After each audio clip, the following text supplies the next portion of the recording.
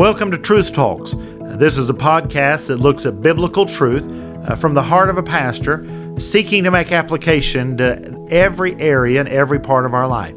All truth is God's truth. And as a pastor, my desire is to learn the truth of God's Word and then share it with other people. Only when the Bible becomes alive in a person's heart will it change that person. Knowing truth is a great start, but obeying truth is really the goal. The Bible says in Proverbs chapter number 1 and verse 5, a wise man will hear and will increase learning, and a man of understanding shall attain unto wise counsels. And we thank you for joining us for Truth Talks.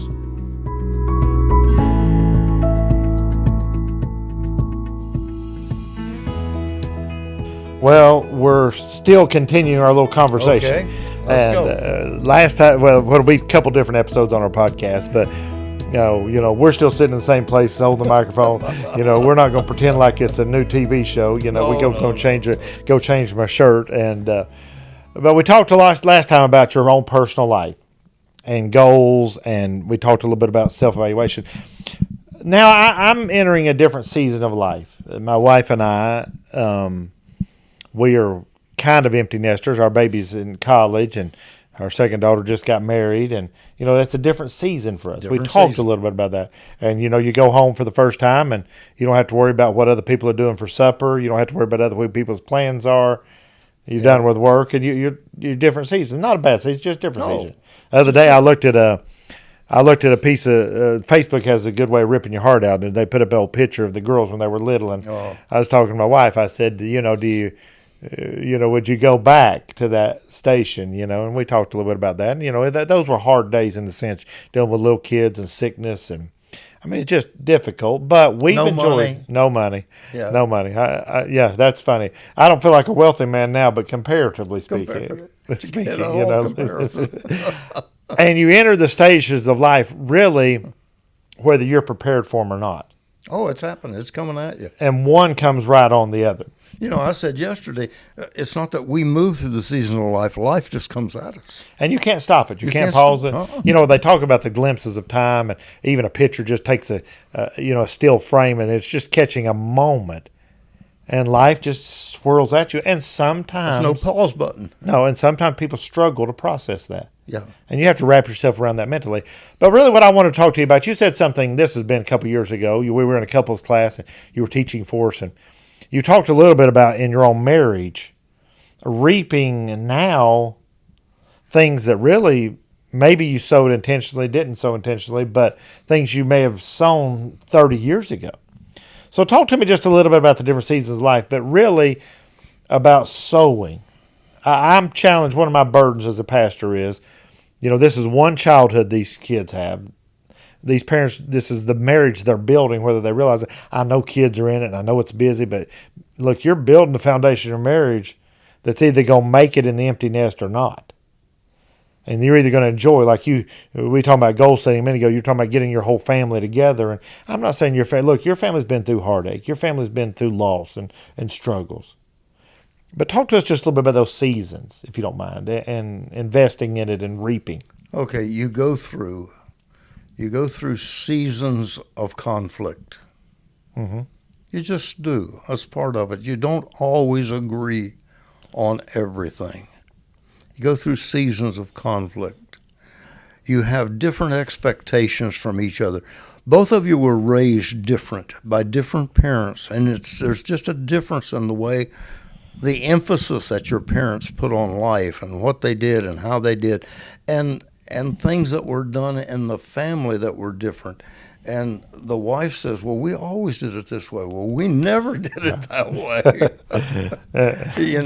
The three main conflicts of marriage is money, sex, and in-laws. That's just the three great conflicts of marriage. And so you go through the difficulties. You come to a time, though, when you face those things and resolve those things. Together. Right. And you come to an agreement. And when that happens, I can't do this with this microphone in my hand, but the goal of marriage is oneness. Right.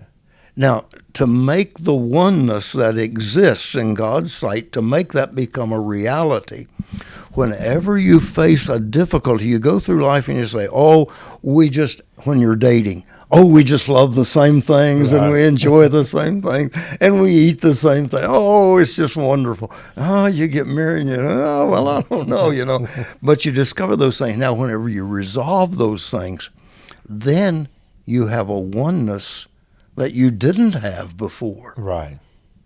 And you find the way one disciplined in the home, they grew up with one kind of discipline. The other one grew up with another kind of discipline. And you begin to define how you're going to discipline your children. Right. Okay, you come to a oneness. Right. And so oneness begins to develop until you have a oneness of philosophy. Right. Everybody wants to relate this to the physical relationship, the oneness. Right. That's a very small part of it. Very small part of it. You develop a oneness in your goals. Whereas you have individual goals, now you have together goals. You have a oneness about the way you spend money. Right. You have a oneness because whenever you discover a conflict, either you resolve the conflict, and this is the seasons of life where these conflicts begin to be resolved. Right. And so whenever you have developed this to the point of all of a sudden, you walk home, as you said, and it's just us. Right. There's nobody else coming through that door to spend the night here. Right. It's just us. You've got to have a oneness to where you can talk about the same things. That's right. And you understand the other one's perspective, even though you may not completely agree with each other. You know and understand each other and honor their perspective and respect them for who they are. And it's just a wonderful thing, and I said this to you earlier, it's wonderful to be young and in love, and when you're young and in love, it covers a multitude of sins. Right. Right. It covers a multitude of conflicts. But once the conflicts have been resolved, and once that oneness has developed, there's nothing like being old and in love. That's a good Until statement. I look across the room and I think, when God created Eve, that's what she must have looked like. Right. That's a wonderful thought. And it's the kind of the principle to cherish. She's the goal for you. I mean, Yes. she's the model, everything. When you think about fighting, one of the burdens that I see just in life and as a pastor is a lot of people when they get to stations, and you can read statistics, I don't know if it's between 15 and 20, and that's the stage of people. A lot of people just get divorced. They just throw up. They just throw up the towel and give up and go on. Well, They don't want to resolve any more when conflicts. you think about it, I would probably say it this way: there is a fight. How you going to discipline your kids? You get tired of it. This one's in trouble again. This one's whatever. She didn't do this, and he didn't do this, and then I watch people, and I struggle as a pastor trying to help people with their children. But I find that either you're fighting each other, or you're really fighting for those same common goals. And I would say that the fighting for each other and with each other is really what brings out oneness, because there is seasons of conflict.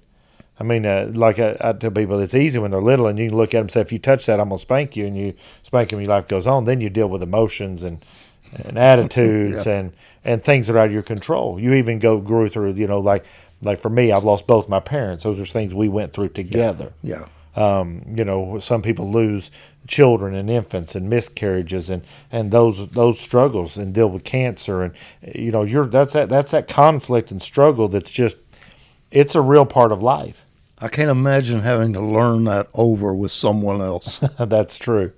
That's true. And so we're fighting for marriage, fighting for these things, not Absolutely. against. And it's a great thing. There's a there's a good book out. I encourage our people to read it called "The Marriage Ring" is the title, and it goes with this boxing analogy, like her thinking and his thinking, and that battling back and forth. Pastor Mike Edwards and his wife Amy from over in Kannapolis area wrote it. It's a good thought because you're thinking differently. You're just thinking differently, and there's always conflict resolution. Now, talk a little bit about, you're talking about the conflicts, but talk about just really the, I guess, disappointments, not in each other.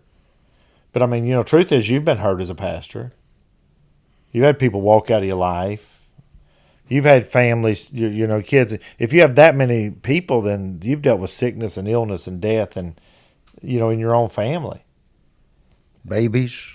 Right. Babies dying. Right. Yeah. And those are things that either tear you apart or really strengthen that oneness. Just really bind together. One horse can pull 1,000 pounds. Let's say this is use the round analogy. We don't know the math. I understand what you're saying. 2 horses, each horse pulls 1,000 pounds. Together, they can pull 4,000 pounds. Right. So the total is greater than the sum of the parts.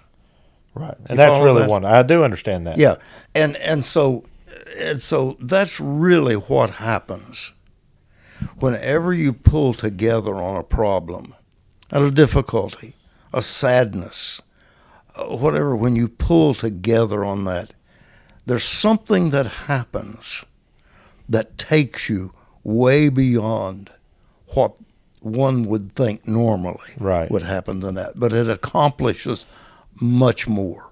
You go through, even going through financial difficulties, and even being not able to do some things you would like to do, but you go through that for each other, for the cause of the family, for the good of the home. It does something. It does something for you. It strengthens. It strengthens. Way beyond. Now, some people look at it as the notion. We joke about it, but some people look at it the notion like you never have a disagreement, you never have an argument. But if you really understand that, that's not really true, because you said you come from different backgrounds. But one of the things you understand, if you really study Scripture and understand our responsibility as a husband to lead, but that's a loving, serving, giving myself, not excuse the expression, but not a shut up and get in line. It's me. I'm to dwell with her according to knowledge. I'm to lead her. I'm to protect her. I'm to serve her. Yeah. And, some people have the mistaken notion, and then they wonder, like, she won't do this and he won't do that. Well, really, when we're both doing what we're supposed to be, submitting ourselves to one another and to God, it's a different picture. Yeah, the verse that precedes that whole passage says, submitting yourselves one to another in the fear of the Lord. One thing that we agreed on that we have never done is we have never raised our voices with each other. I think that's a very good practical advice. I grew up in a home where they didn't argue, and with my parents, I never heard them raise their voice. I talked to a lot of preachers' kids, The greatest difficulty I find consistently is people in ministry yelling at each other in the home. Well, that's hard to imagine. It's terrible. It's terrible. It's terrible. I was listening to a secular man.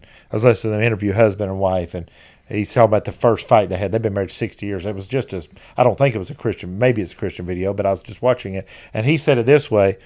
He said, we determined that in our discussions, we'd never get above a level 5 or 6. Mm-hmm. That we weren't going to get to the 8, 9, 10. Yeah. If we weren't going to get above that level. It wasn't long ago.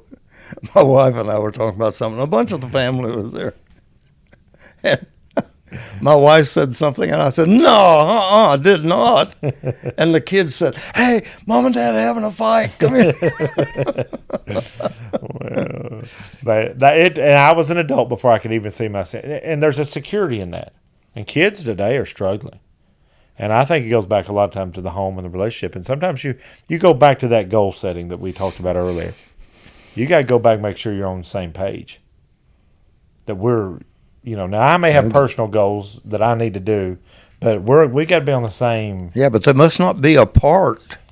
No. You have to have a commitment that I'll never violate the Word of God and I'll never hurt my family. Right. You see, there's a guy, a businessman. He has a goal of making $200,000 a year. He's going to make $200,000 a year. But in the doing that, he has not been in church. Right. He's too busy to go to church. He has had no time for the family. He does not have any friends. He is a wreck mentally. He's about to have a mental breakdown. And physically, he's sick half the time. But he made $200,000. Right. And he would say he's doing it for his family, but really the great need they have, he's violated those. Because that was his passion. I understand that. And I struggle, as I say, I'm 48. My kids are all adults. My baby, she's 19 now. And we got married younger, started young. We grew up together. We were in the same church since we were about 14, and we've had a wonderful life. And part of what I'm so burdened is I look at men and they're 25, 30, 35 years old, and they're doing all these extra things to make money. It's such a crucial. I don't mean they've got jobs. I'm not talking about their kids are poor, and they're neglecting really the prime years of their kids' life. I mean, they're doing all these extra things. There's time in my life I had to do extra things, and if I wanted something for Christmas, we're going to do a little side job. I'm not talking about that. Yeah. But I mean, week in, week out, skipping Sunday night church to do something else, and skipping Wednesday night church, and not having a meal with your family. I read a great book, a guy a little left of us, but it was his memoir on pastoring, and he said back then, this is a generation ago, but their goal was very simply to have one meal a day together. That's wonderful. That's a wonderful goal. And she said this, that she says, she was talking about her children, and the wife said this, pearls are made over time. Mm-hmm. That was her analogy. Yeah. And she's like, we didn't do anything fancy. We just sat down and tried to have dinner together. I know today's a fast-paced world, but you can't get those moments back. We've substituted a lot of activity for what we're talking about, really raising our children. Meals, when our kids were younger. Meals were the funnest time of the day. Right. Just to talk. Now, they weren't, it may have been cornbread and beans, but it was fun. Right. We laughed, we talked, we enjoyed each other. So if you were talking about, now, I understand we live in a little different time. I understand the past. I'm not even going to fight that. But give me 2 or 3 things if you were going to say to families that are just starting out. Maybe they don't have children. Maybe they got small children. Maybe they're teens. Maybe they're on the finishing touches of this with their kids. But what would you just say are 4 or 5 just practical things that you would say, invest this now, please? I wish I'd invested this a little more, or I'm glad I did this. Can you give me 3 or 4 practical things, like we talk about meals? I mean, maybe one of them. Okay, even if you have disagreements, don't ever disagree in front of your kids. Right. As a pastor and as in ministry, if I had difficulties or people who gave me a bad time, I didn't talk about that in front of the kids. Right. Don't bring your problems to your kids. They can't handle it. Right. Don't expect them to handle it, and don't expect them to be unaffected by it. So just don't do that. Don't do that. If you need to talk to your wife about somebody who said something or did something, talk about that in a very private setting. Right. Okay, number 2. Boy, this is hard off the seat I of your pants. understand that, but it's just 2 or 3 of them. I didn't. Help them understand. If you have to be away, help them to understand. I do that with my wife now. I was coming up here to preach for you. Right. And whenever my wife had her pacemaker, new pacemaker installed, which was last Thursday, we got home from that procedure. If they'd had to change the leads out, that would have affected, there'd been an overnight in the hospital. Right, that'd been different. It'd be a different story. And so whenever we got home, we'd been home a while and settled, and we were going everything. We were getting ready to go out to eat. Everything pretty well back to normal. Right. I mean, it was just, like unzip it, put it in there, and zip it back up. And I said, so I don't have to make the call to Brother Fowler? Right. Because she knew that she if had I that needed right. her, She had that right. she had that right Right.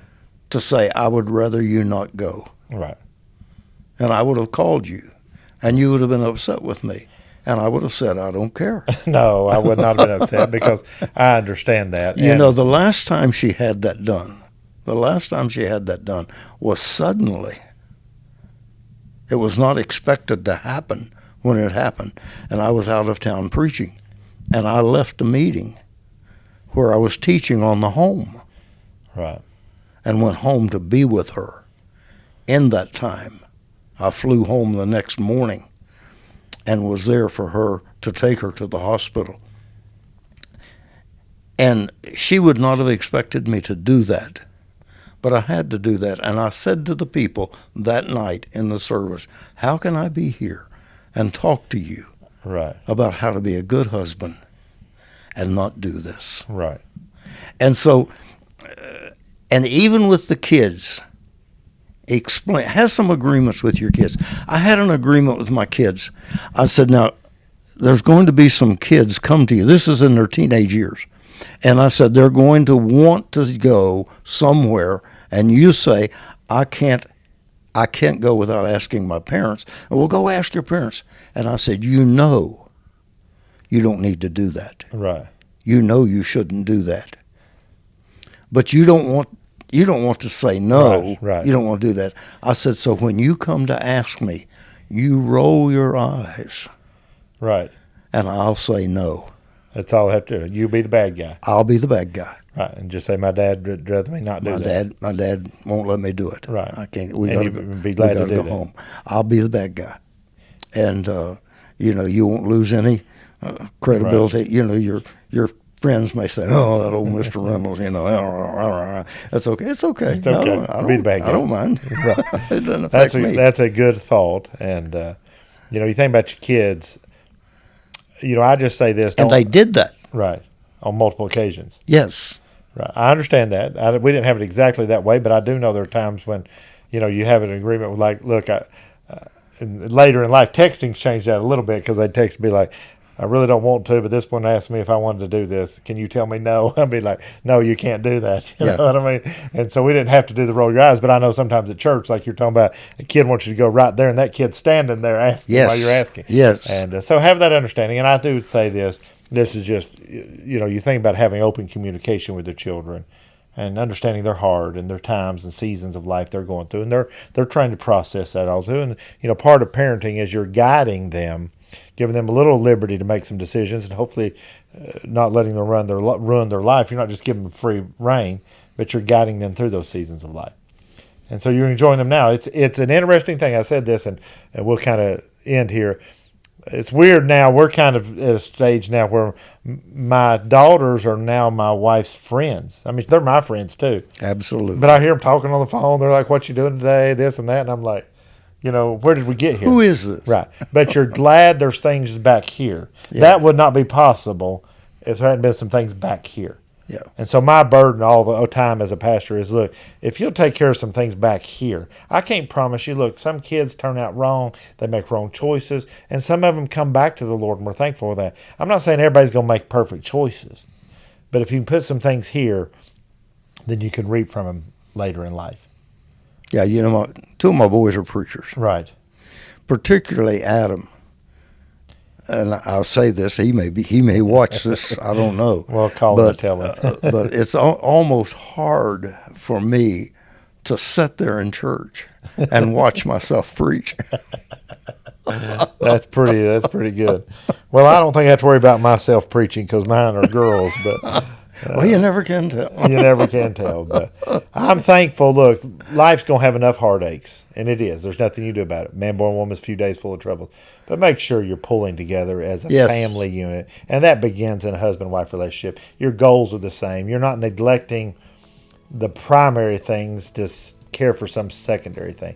And you have to do that. You go back and listen to what we said. It would probably be the last episode now, but what we're talking about, you're looking at that spoke in the wheel, and you're making sure your life is balanced, and you're self-evaluating, and you're making sure you're going in a direction. That same book I read, there's a famous quote in it, and he quoted somebody else. I wish I could remember who it was. But he said this. He said, long obedience in the same direction. And every day you're heading somewhere. Make sure you're heading where the Lord wants you to go.